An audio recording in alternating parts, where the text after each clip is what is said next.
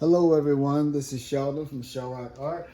Welcome to my channel, and tonight I'm going to be doing a bloom again, but this time I'm going to be, instead of going for the jewels and jelly beans, I'm going for the webbing look. I did this one earlier. I'll show it to you here. I did this one earlier. It's a small tile, just to test out some colors. I do like the colors. I want to add one more color to it, but in any case, I hope you like it, and I'm getting ready to start pouring it now. This is a 10 by 10 canvas, and of course on a larger canvas the results will vary. Okay, so let me put my pillow down. This is Glidden Premium Semi-Gloss Pure White.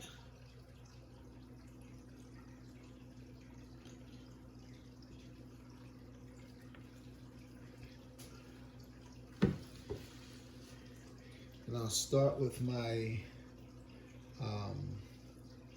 background colors. And I have some colors that are color shifting, which will go from golds to greens. So this is a darker green. It's not quite dark. And this is really, they don't have names for this one. This is folk art color, craft paint. And this one has a color shift that's in gold.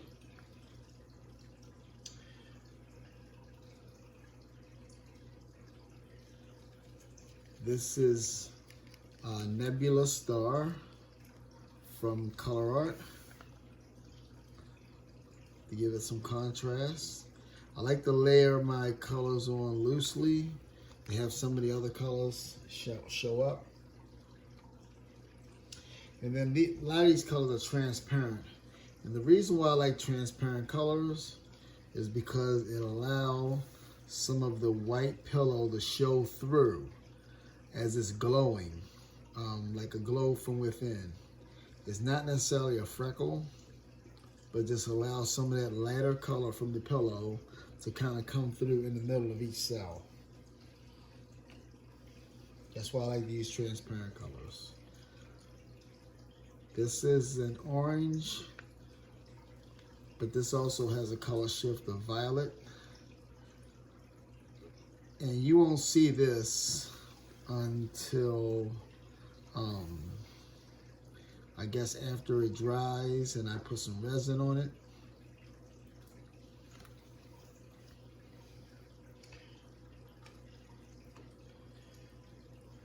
So I have 4 color shifts on here. And this is another one that's a color shift. And this color shift is a blue.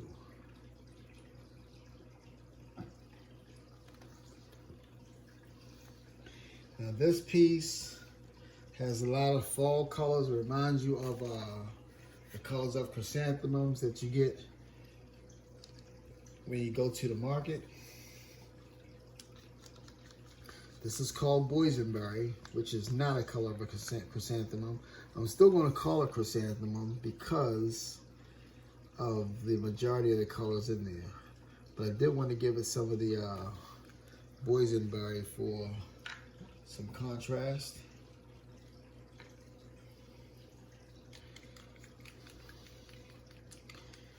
Then some black, a little bit.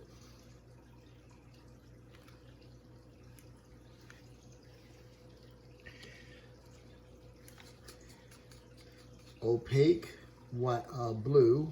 This is turquoise blue, but it's opaque color. And I'm using this to go underneath my cell activator, which will be white this time. And hopefully it'll give me a kind of a blue lightning look with a border of the black over top these other colors. So that's kind of like my goal. I haven't done a lightning one in a while, so this is one I'm going to try.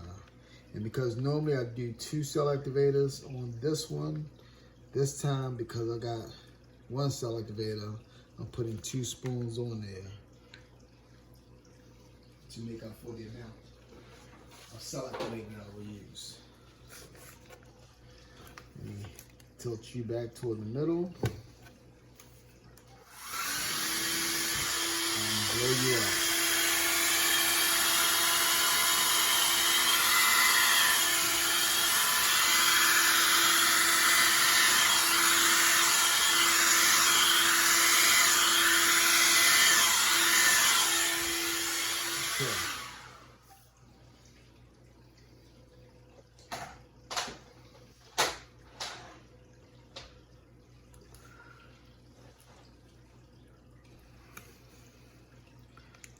I'm loving how that reacts already. Let me see if I can get my straw and try to work out a few cells in the middle.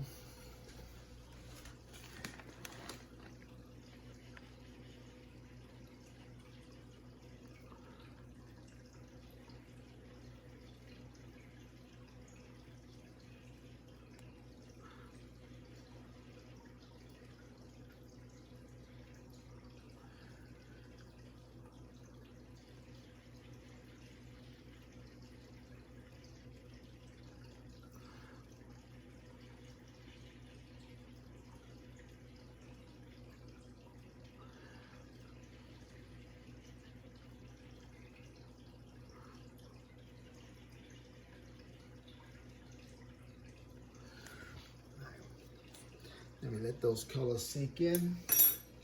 Didn't quite get the blue lightning that I was looking for. But again, I can let that rest for a little while. And the longer it sits, the more it collects and the colors start to sink in. But I do love the way that turned out. Putting the black underneath the white, or the darker color underneath the white, really help. It helps to give the white cell activator more of a border to make it look almost like 3D. It gives it some structure. So that's why I like to put just a little bit of a extremely dark color under my white cell activator. Even if it's just a little bit, it's not going to take over.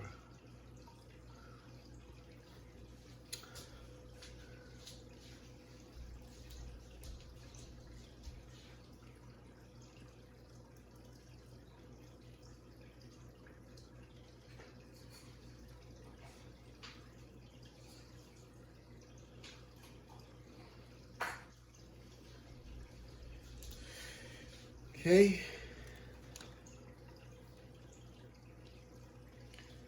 Let me stir away some of these bumpity bumps, like in here.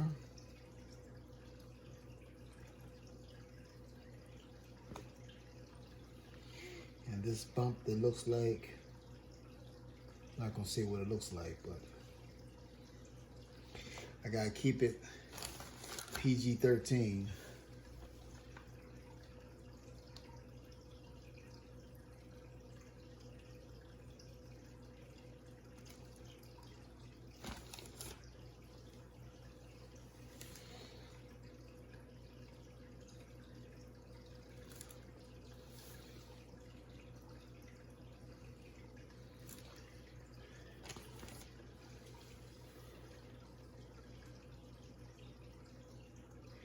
And of course, some of these ones that I do this far off from the center, most likely will spin off. This little curve right here, this is going to be nothing but a bigger curve if I don't do something about it. So So that's why I go through and make sure that there are some areas that where you see these bumps, they won't be there. I'm not worried about this so much because I think that'll come off, but I'll do it anyway just in case it doesn't. All right, so I'm very happy with the way this turned out so far. I might do another one and reverse my cell activator. Hopefully I have another 10 by 10 canvas. But for now, let's give this a spin.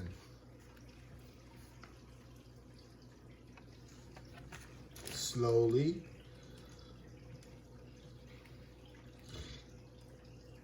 As I said before, a slow spin will protect your cell structure and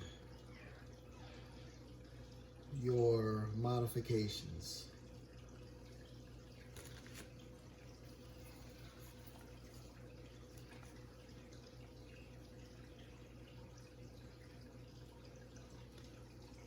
Try that again.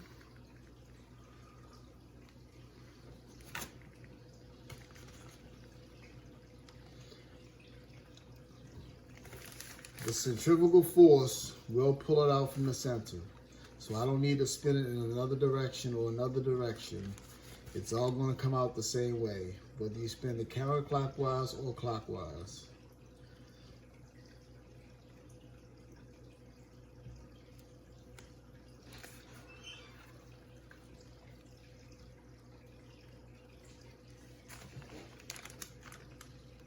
Look at all that beautiful lacing, folks.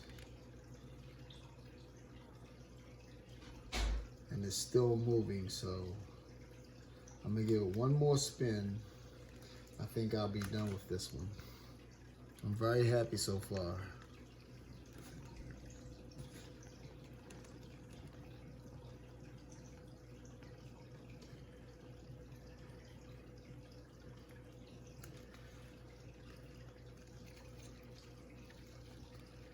Yeah, there we go. Yep. So let me get you down for a closer look. And look at that. I didn't really get my hands too jacked up this time. So I'm gonna get you down for a closer look and I'll see you soon. All right, folks, here we are once again. This is the finished result. Look at all those cells and lacing. Now, mind you, if you were to look at a bloom like this, you'd be surprised to know that this is not Australian floetrol. I never used it in my life. I never even owned a bottle. Only saw it on videos. So this is actually done with US floetrol, and it's thinned down with water. A 2-to-1 ratio. 2 parts floetrol, 1 part water of the US floetrol. And then I added to either Amsterdam or my golden colors. And I did make one with Pebeo. But there are nice colors that you can find out there that has binders in it that really help the paint stretch and do what it has to do in order to make these wonderful looking cells. So there you have it, folks. Let me get you closer to see all the detail that's there. Look at those flower cells. And the colors blended pretty well. That little glow right there, where you see a little light spot in the middle of each of these cells, that's what I was referring to when I said I use transparent colors as a base. So, thank you for watching. Have a great night. And as I always say, happy pouring. Bye-bye.